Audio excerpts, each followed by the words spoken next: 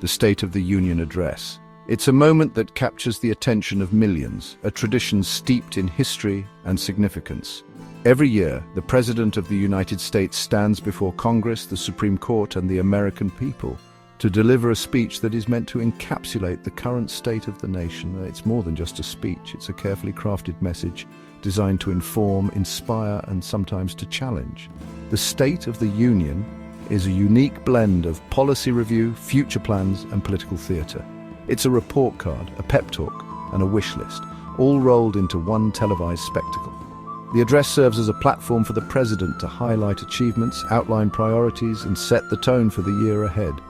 It's a moment of reflection and projection where the past meets the future. This year's address, delivered just 43 days into the new presidency, had a different vibe. The atmosphere was charged with anticipation and curiosity. People were eager to hear what the new leader had to say, especially given the turbulent times we're living in. It was less, "Here's what we've done," and more, "Buckle up, things are about to change." The president's tone was assertive, almost defiant, as he laid out his vision for the future. It was clear that he intended to shake things up, to challenge the status quo. The president, fresh off what he called a landslide victory, clearly felt emboldened. He spoke with confidence and conviction, addressing the nation with a sense of urgency and determination. His words were a call to action, a rallying cry for change. He laid out a vision for America that was starkly different from his predecessor. The policies he proposed, the goals he set, all pointed to a new direction, a new chapter in the American story. It was a bold and ambitious agenda, one that promised to reshape the nation's future. Whether these changes are for better or worse, well, that's a matter of opinion. The reactions were mixed, as they always are. Some people cheered, others jeered. The address sparked debates and discussions across the country as people weighed the potential impacts of the proposed policies. And folks, let me tell you, opinions were flying around like pigeons in a bread factory after this speech. Social media lit up with commentary, news outlets scrambled to provide analysis, and everyday conversations were dominated by the president's words. Over the next few minutes, we're going to break down some of the key points, unpack the rhetoric, and try to make sense of what just happened to the good old US of A. We'll delve into the promises made, the challenges ahead, and the potential implications for the nation. Let's be honest, with a president this active, we could all use a little explainer. The pace of change can be overwhelming, and it's important to take a step back and understand the bigger picture.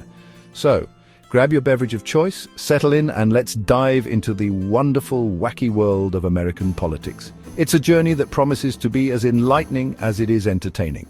Welcome to the State of the Union. The president kicked things off by basking in the glow of his 2028 election win, and bask might be an understatement. He described it as a historic mandate, a tidal wave of support. Now, was it a landslide? He did win all 7 swing states. And the popular vote, he took that by a comfortable margin. However, let's not forget those pesky electoral votes. He secured 312, respectable, sure, but landslide might be pushing it. Still, a win's a win. And this president seems determined to use his perceived mandate to push through a very specific agenda. Here's where things get interesting, or terrifying. Depends on your perspective, really.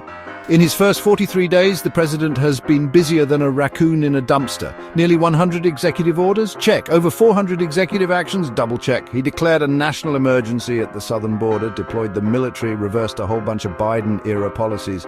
Remember the Paris Climate Accord? We're back, baby. Or not actually, because he pulled us right back out. Same goes for the World Health Organization. Oh, and electric vehicle regulations? Gone. Federal hiring freeze? You betcha. This president is a firm believer in the undo button, especially when it comes to anything his predecessor touched. Hold on to your hats, folks, because we're about to enter the culture war zone. The president spent a good chunk of his speech talking about traditional values and protecting our children. Translation: he's coming after what he sees as the excesses of the progressive left. First up, gender.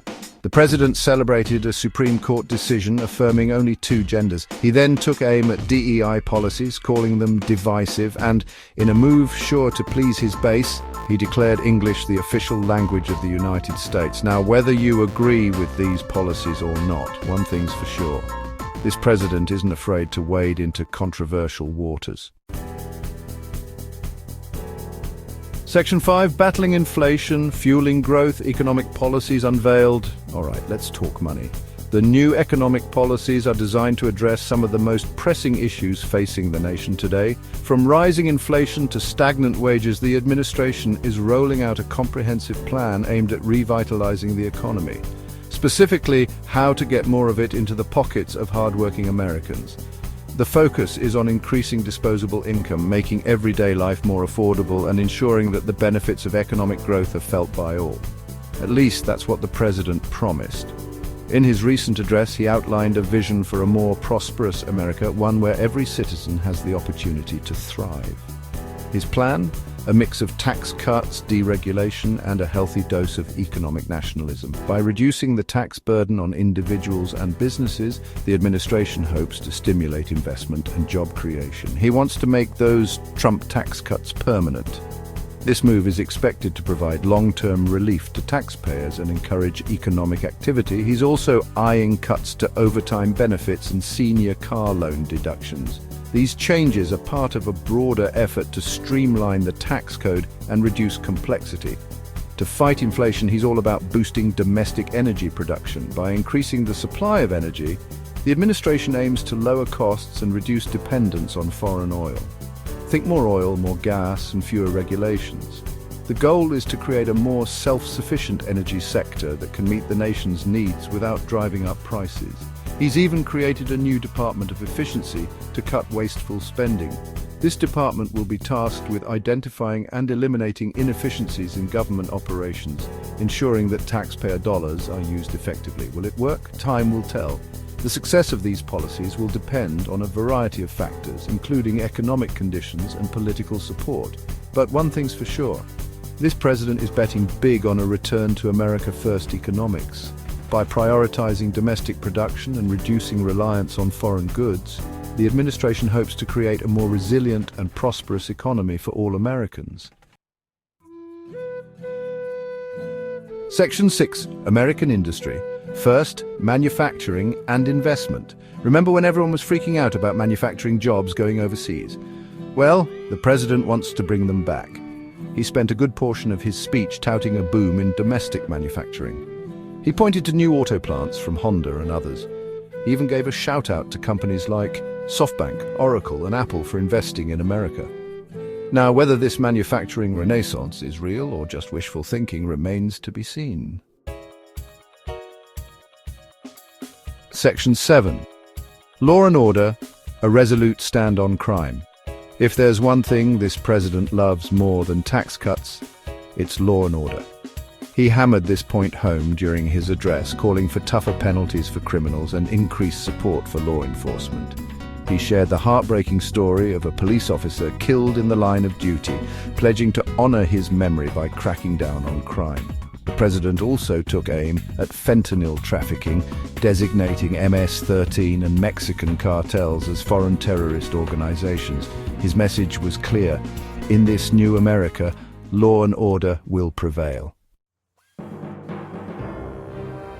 Section 8, Securing the Nation, Immigration and Border Security. Buckle up, because we're about to talk about immigration. The president made it clear from day one that he was going to get tough on illegal immigration, and he doubled down on that promise during his address.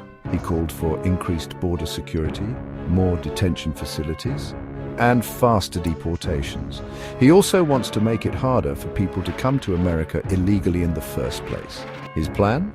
A combination of tougher enforcement, stricter asylum laws, and a whole lot of walls.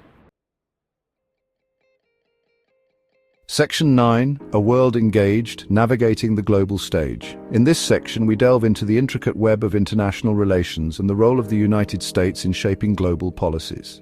Finally, let's talk foreign policy. It's a complex arena where every move is scrutinized and every decision has far-reaching consequences. The president's approach has been both bold and controversial. The president, never one to shy away from a strong man, laid out his vision for America's role in the world.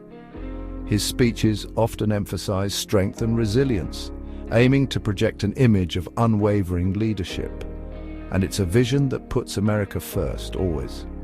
This America First policy has been a cornerstone of his administration, resonating with many but also drawing criticism from allies and adversaries alike. He talked about de-escalating the conflict between Ukraine and Russia, a region fraught with tension and historical grievances. His stance has been to push for peace while maintaining a firm position on American interests, but also criticized European countries for not spending enough on their own defense. This has been a recurring theme, urging NATO allies to shoulder more of the financial burden for collective security.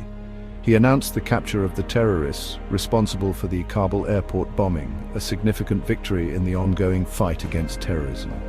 This operation showcased the capabilities and reach of American military forces and touted peace agreements in the Middle East. These agreements are seen as milestones in a region long plagued by conflict, aiming to foster stability and cooperation. One thing's for sure, this president isn't afraid to flex America's muscles on the world stage. His administration has consistently demonstrated a willingness to use military power as a tool of foreign policy. Whether that's a good thing or a bad thing, well, that's a debate for another time.